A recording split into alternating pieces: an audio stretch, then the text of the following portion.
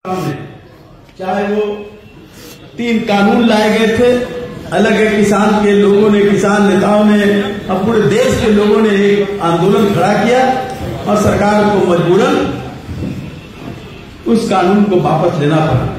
लेकिन इस बात के लिए आज भी चिंतित हैं, क्या जिस तरह से देश का राष्ट्रीयकरण की जगह निजीकरण होने जा रहा है, खास करके किसानों की जो अधिकार रहे, किसानों की सवाल रहे, किसानों के जो कार्य रहे, उन सारे चीजों का भी निजीकरण हो रहा है और हम सबके लिए बड़ी चिंता का विषय है।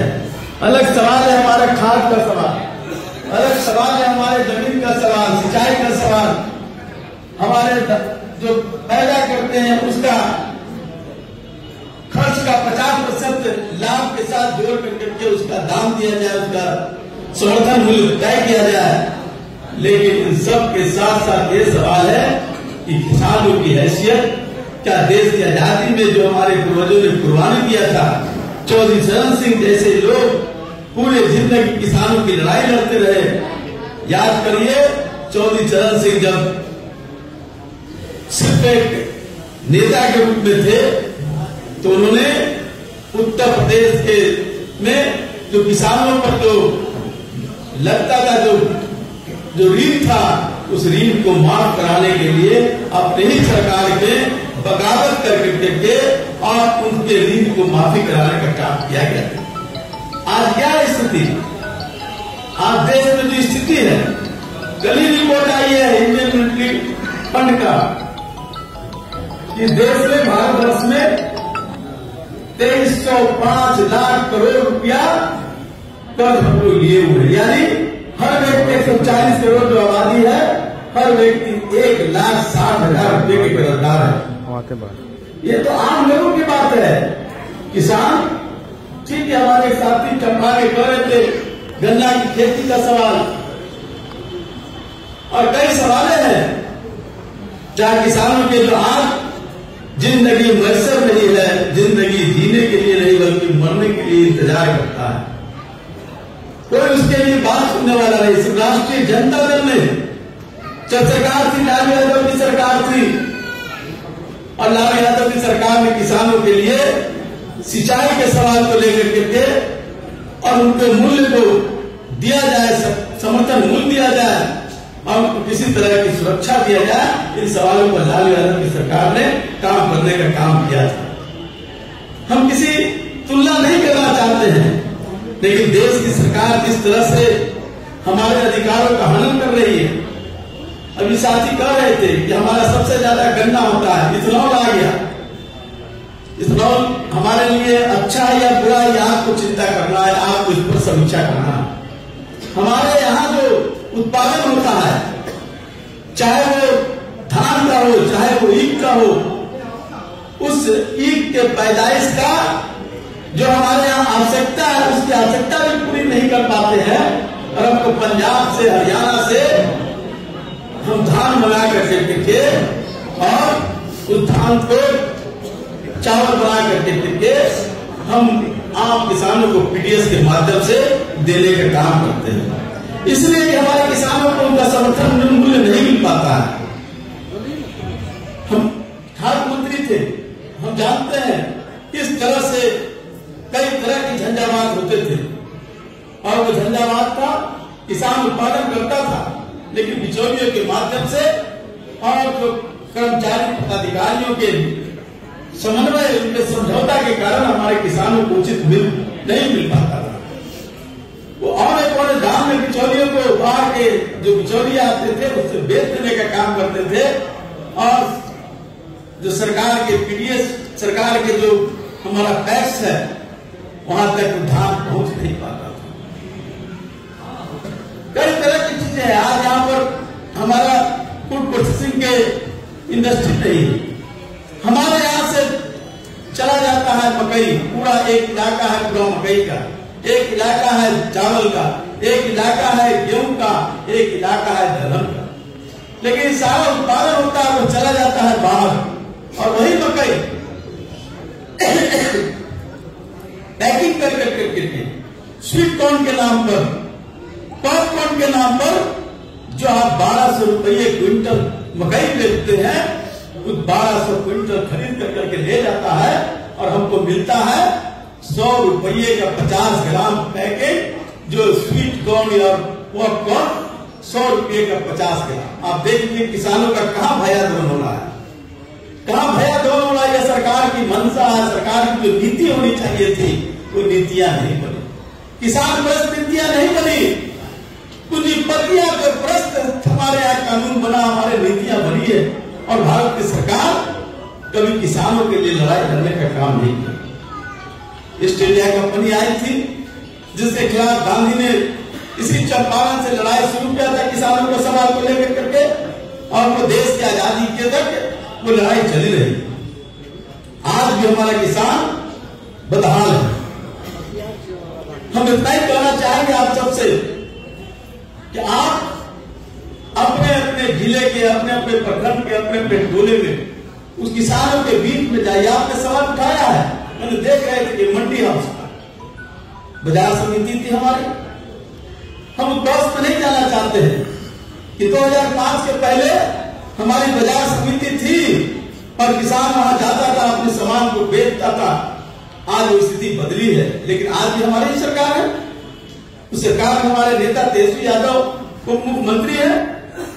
हम बहुत चीजों से बंधे हैं, तो हमारा बाजार समिति नहीं रहने के कारण, मंडी हाउस नहीं रहने के कारण, निजी हाथों में, बिचौलियों के हाथों में अपने जो पैदा करते हैं वो चला जाता है। हमारा उचित मूल्य नहीं मिल पाता है, और उचित जब मूल्य नहीं मिल पाता है, हम अपनी बेटी की शादी भी कर्जा लेके करते हैं, अपने बेटी की पढ़ाई भी कर्जा लेके करते हैं, और अपने घर में दाल रोटी भी बनाने के लिए कर्जा लेकर के करते हैं। कि अभी रिपोर्ट आ गया है 1,60,000 करोड़ रुपया, 1,60,000 हर व्यक्ति के ऊपर कर्जा है। और किसान बैंकों में जाता है, बैंक से उसको कर्ज नहीं मिल पाता। सरकार, भारत सरकार ने लंबी लंबी बात कहा, मुद्रा कोष, तो बैंकों से कर्ज हम देंगे, 0 सूद पर हम देंगे, लेकिन क्या अडानी अंबानी जैसे दर्जनों जो पूंजीपति है 11,000 करोड़ रुपया उनके कर्ज को माफ कर दिया जाता है।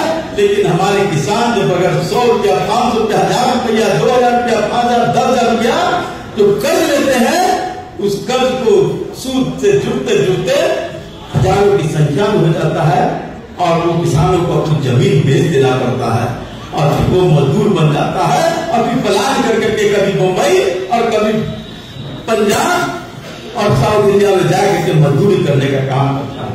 तो हम चाहेंगे आपके साथियों, आप जाइए किसानों के घर तक। आप शहरों में चेकल्लस लगाने का काम मत कीजिए। अगर आप रियल में राष्ट्रीय जनता दल के प्रति वफादार हैं, लालू यादव के प्रति वफादार हैं, तेजस्वी यादव के प्रति वफादार है, और राष्ट्रीय जनता दल के लालटेन छाप के जो विचारधारा है उसके प्रति वफादार है, जाओ गांव में और किसानों के घरों में जाकर के उसके दुख दर्द को समझने का काम करो। एक हम चाहेंगे अध्यक्ष जी को कि आप हर एक प्रखंड में एक रजिस्टर देने का काम कीजिए, और वहां के किसानों की वर्तमान हालात को लेकर के उसके साथ समन्वय बनाने का काम कीजिए। जाइए, आप यहाँ आए हैं, बहुत ही खुशी है, लेकिन यहाँ से जाने के बाद सिर्फ इसकी चर्चा न करना, बल्कि जाने के बाद उन किसानों से जाकर करके दुख और दर्द को अपने साथ जोड़ने का काम करना, और उसका पूरा रिपोर्ट बनाइए। हर पंचायत का किसानों की क्या स्थिति है, कितना जमीन है, कितनी पैदाइश हो रही है, उस पैदाइश में कितनी दिक्कतें हो रही है, क्या वहां खाद आया कि नहीं आया। हमारे कृषि मंत्री हैं, हम खाद की बात करते हैं, लेकिन भारत सरकार खाद हमको समय पर नहीं भेजती है, और खाद का ट्रांसफर हो जाता है दूसरे राज्यों में।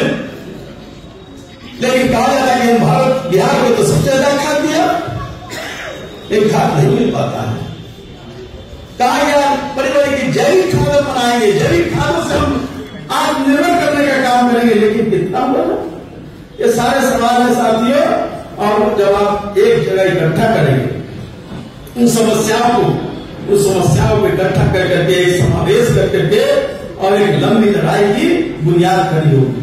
लेकिन इनके साथ साथ 2024 आने वाला समय आपके लिए सबसे बड़ा संघर्ष का अंतिम लड़ाई होगा।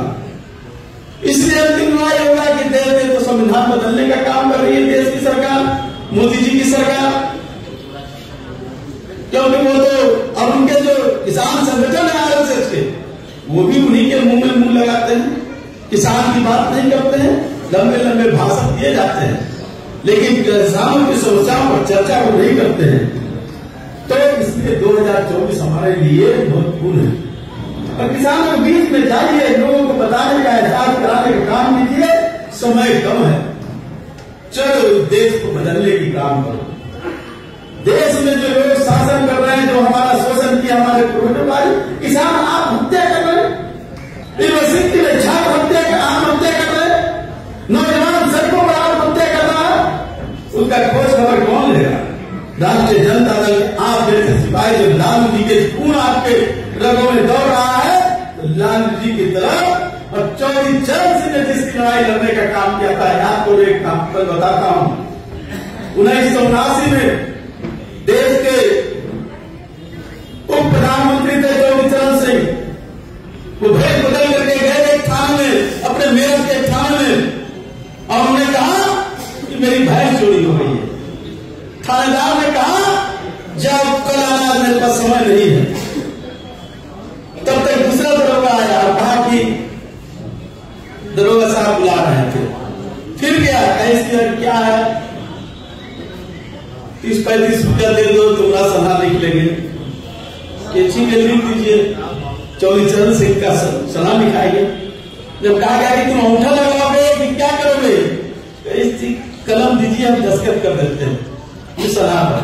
और सलाह पर जब लिखा चौधरी चरण सिंह, थानेदार को पसीना आ गया। वो चौधरी चरण सिंह जो प्रधानमंत्री राज्य किसानों की लड़ाई लड़ने का काम किए, हम उनके वंशज है, तो हम क्यों नहीं लड़ाई लड़ने का काम करें? हम टकटकी लगा लेते हैं कि सरकार मिली, हम क्या करें? संघर्ष से कौन आपको रोकता है? संघर्ष करने से अगर कोई इलाके में अगर गड़बड़ी होती है, कोई भ्रष्टाचार होता है, कोई आपके साथ अपमान हो रहा है, आपके साथ अत्याचार हो रहा है, उसके खिलाफ संघर्ष करने के लिए कौन होता है? जब चौधरी चरण सिंह प्रधानमंत्री रहते हुए संघर्ष करने का काम किए, तो हम करे हमारे रंगों में तो उनके रक्त चल रहे हैं।